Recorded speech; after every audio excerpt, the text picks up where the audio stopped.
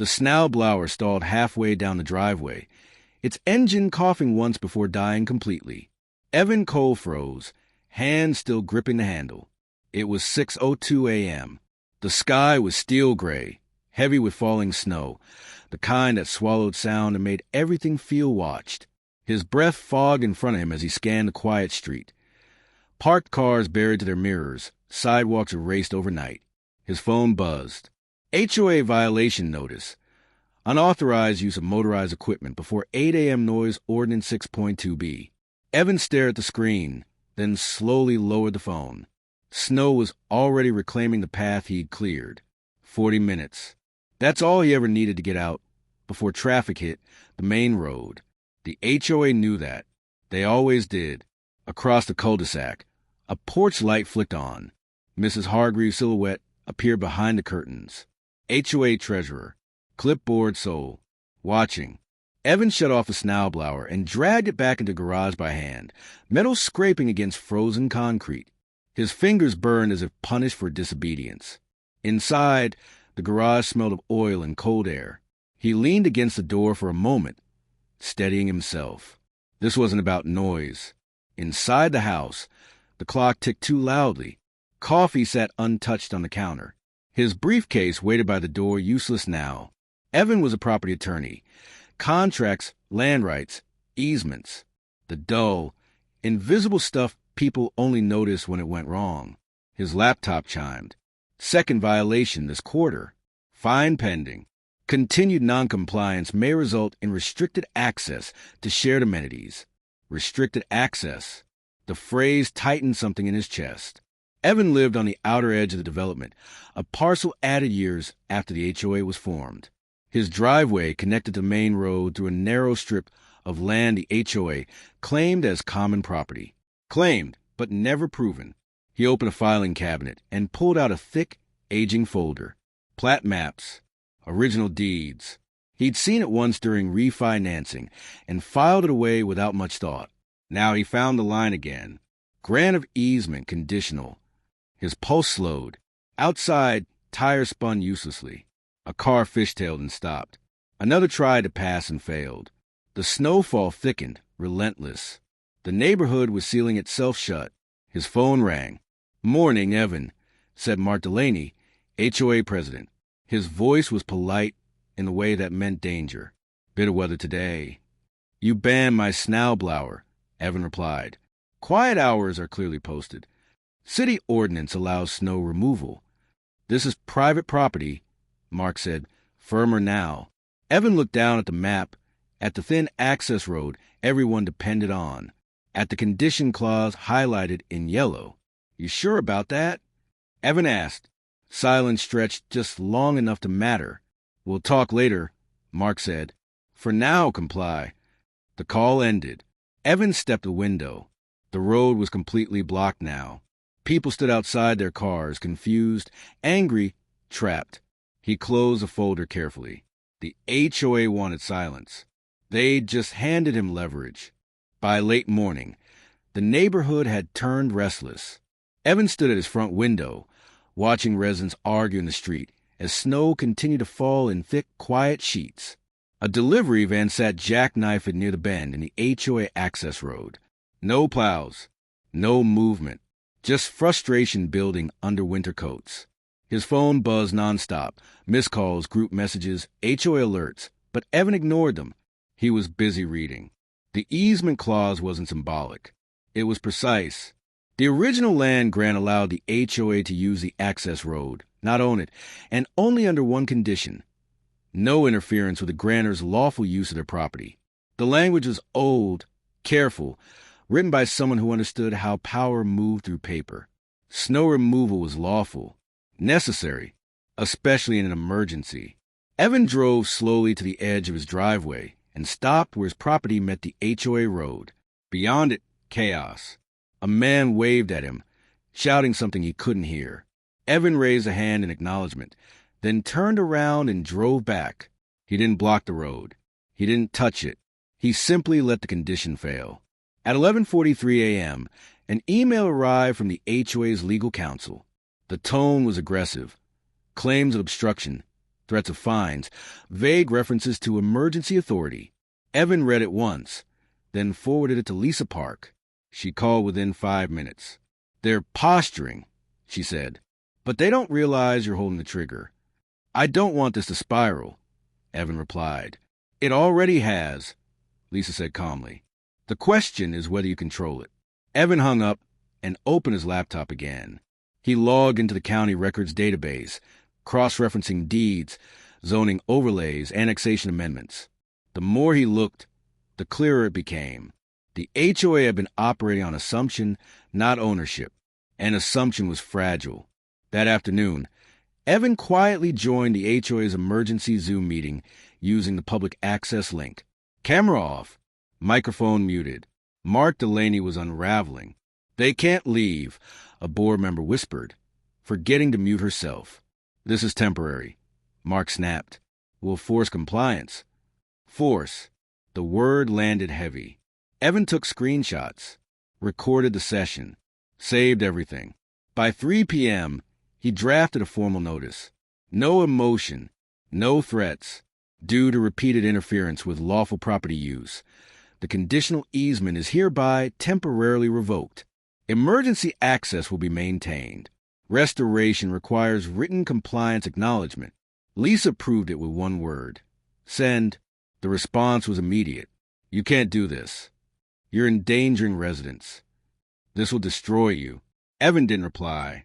Instead, he walked the property line with his phone camera, documenting every HOA installed sign, every speed bump, every surveillance pole angled toward his driveway. Quiet traps, illegal placements, evidence stacking neatly.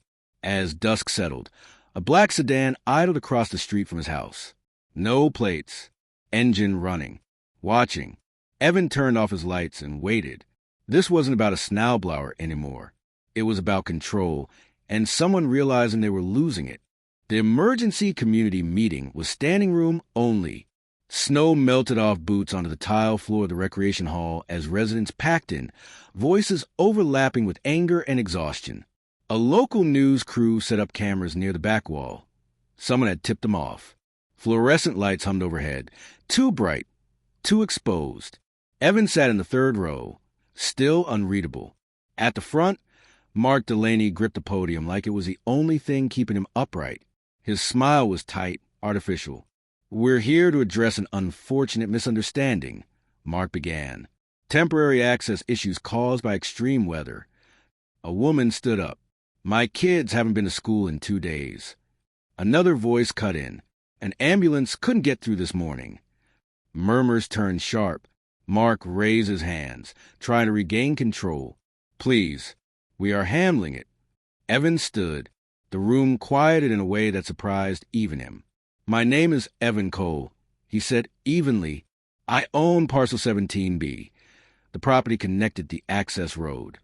Mark's jaw tightened. "For years," Evan continued, "the HOA has enforced rules on land it does not legally own." Mark laughed, brittle and loud. "That's ridiculous." Evan clicked the remote in his hand. The projector behind the board members came to life. Plat maps, highlighted clauses, aerial photos. The words conditional easement glowed on the screen. A ripple moved through the crowd. "This easement allows use," Evan said, "not control, and it explicitly forbids interference with lawful activity." Mark stepped forward. "You trapped residents." "I restored emergency access within an hour," Evan replied, voice calm, "and documented every request the HOA ignored before that." He clicked again. Photos appeared. HOA signs planted on Evan's land, speed bumps, surveillance equipment pointed directly at his driveway. Gasps. A man near the back shouted, "That's illegal." Mark's phone buzzed on the podium. He glanced down. His face drained of color. Evan leaned closer to the microphone. "There's more." Another click. Bank transfers filled the screen. Payments from a private parking enforcement company routed through an HOA subaccount. "You sold access rights," Evan said. "Commercial use. In direct violation of the easement." The room exploded. "What? You charged outsiders? You lied to us." Mark backed away from the podium. This is taken out of context. Police officers enter from the side doors, followed by city officials. The news cameras zoomed in. Mark's voice cracked. You don't understand what you're doing. Evan met his eyes. I understand exactly. Security took Mark by the arm as shouting filled the hall. As he was led away, Mark twisted back, eyes burning. This isn't over. Evan didn't respond. He watched the man disappear through the exit, the evidence still glowing behind him, knowing the truth had finally become public, and it couldn't be buried again. By the time the sun rose again, the road was open. City plows arrived just before dawn, their flashing lights cutting to the last of the storm. Snow was pushed aside with mechanical certainty, revealing asphalt that looked newly exposed, almost fragile. Cars began to move cautiously at first, then with growing confidence. The neighborhood breathed again.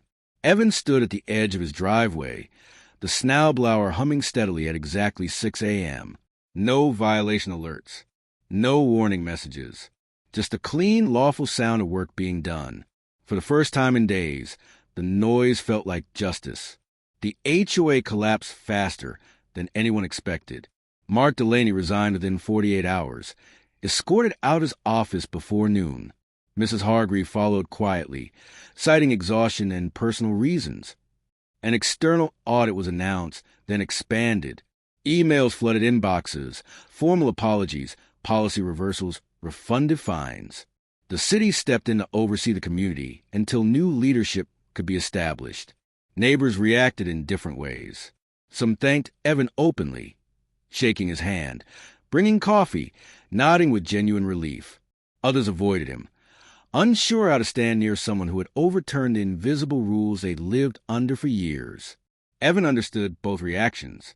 Power made people uncomfortable, especially when it arrived quietly.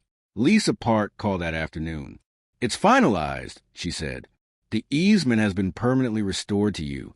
No conditions. No ambiguity. Evan sat down slowly, letting the words settle. So it's over. For them, Lisa replied.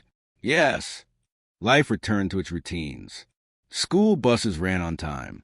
Deliveries arrived. The Facebook group went silent. Snow melted, revealing the clean lines of property boundaries that had always existed, even when no one bothered to look. 3 days later, Evan found the envelope. No stamp. No return address. It sat neatly in his mailbox, untouched by the wind. Inside was a single photograph. His house, taken from behind the tree line at the edge of his property. The angle was deliberate, the focus sharp. A timestamp in the corner showed it had been taken weeks earlier, long before the snowstorm, long before the confrontation. On the back, written in careful, confident handwriting, were 3 words. You read carefully. Evan stood still for a long moment, listening to the quiet hum of the neighborhood. Children laughed somewhere down the street. A car door closed. Normal sounds. He locked the door behind him and placed a photo in a drawer with the rest of the documents. The HOA was gone. The threat he knew had been handled. But somewhere beyond the access road, someone else understood what he had done and why it worked. And they were paying attention.